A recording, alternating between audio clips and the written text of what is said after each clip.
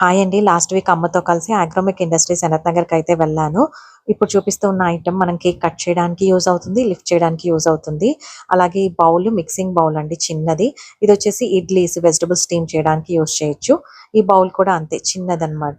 ఇదొచ్చేసి మనకి కాఫీ అవన్నీ కాచుకోవడానికి బావుంటుందని తీసుకున్నాను. చాలా క్యూట్ ఉంది. ఇవొచ్చేసి సర్వింగ్ బౌల్స్ అండి. చాలా యూనిక్‌గా అనిపిస్తూ ఉన్నాయి కదా!